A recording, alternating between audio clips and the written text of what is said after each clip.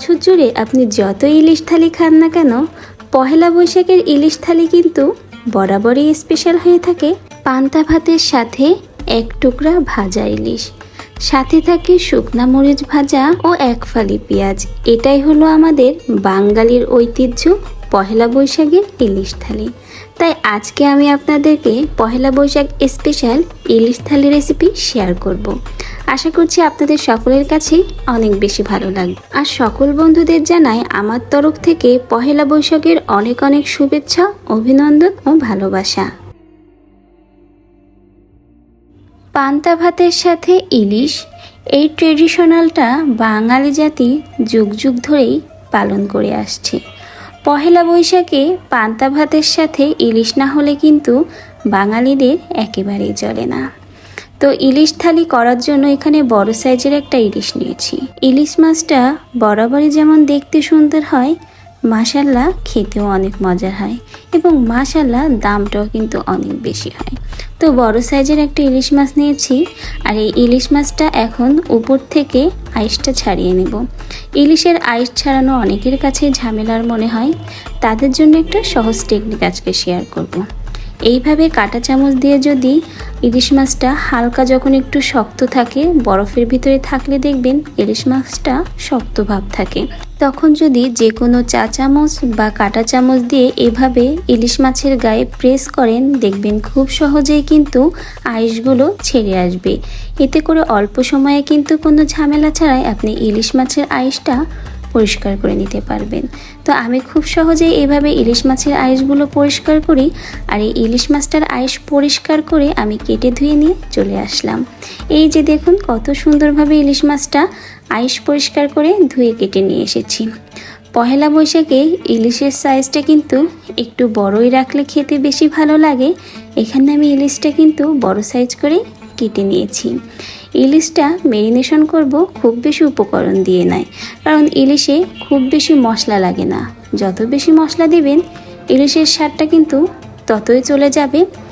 এজন্য অল্প মশলায় কিন্তু ইলিশের স্বাদ হয় অসাধারণ।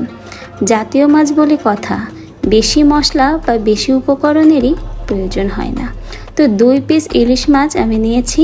ইলিশ মাছটা কিন্তু একটু মোটা সাইজ করে কেটেছি। আর ইলিশ মাছটা আমি শুধুমাত্র তেলে ভাজবো, এজন্য মেরিনেশন করে কিছুটা সময় আমি রেখে দেব।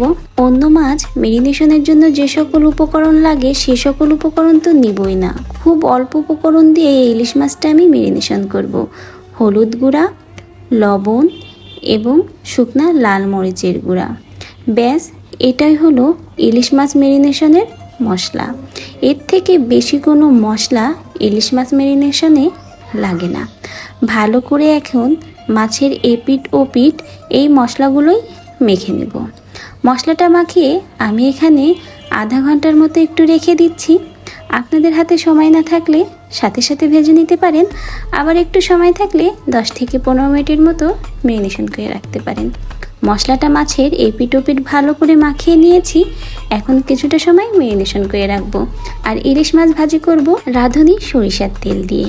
এই সরিষার তেল দিয়ে ইলিশ ভাজি করলে ইলিশের যেমন স্বাদ হয়, সরিষার তেলের খুব সুন্দর একটা ঝাঁজ ও ফ্লেভার আসে, যেটা ইলিশের স্বাদকে আরও কয়েক গুণ বাড়িয়ে দেয়।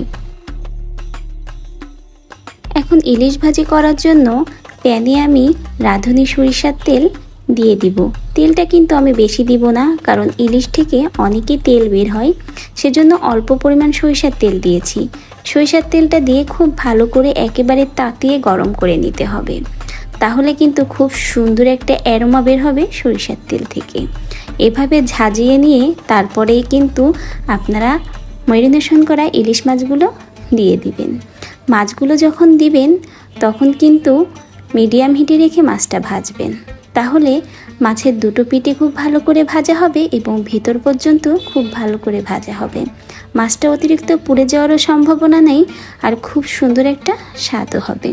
আর মাছটা দিয়ে যখন ভাজবেন সাথে সাথে কিন্তু উল্টাবেন না, কারণ এই ইলিশ মাছটা ভেঙে যাওয়ার সম্ভাবনা থাকে। তাই আপনি সাথে সাথে দিয়ে যদি উল্টিয়ে ফেলেন তাহলে কিন্তু মাছটা ভেঙে যাবে। কিছুটা সময় ওয়েট করবেন, মিনিমাম 3 থেকে 4 মিনিট, তারপরে কিন্তু উল্টিয়ে অন্য সাইডটা দিয়ে দিবেন। জাতীয় মাছ ইলিশ ভাজা যেমন সহজ, খেতে তেমন মজা, স্বাদ হয় অতুলনীয়। আর যে কোনো মাছের থেকেই কিন্তু এই মাছটা আমার কাছে অনেক বেশি পছন্দ। আপনারা কারা ইলিশ মাছ পছন্দ করেন তারা তো অবশ্যই কমেন্টে জানাবেন। আর কাদের কাছে ইলিশ মাছ ভাজি এভাবে পান্তা ভাতের সাথে পছন্দ তারাও কিন্তু কমেন্টে জানাবেন।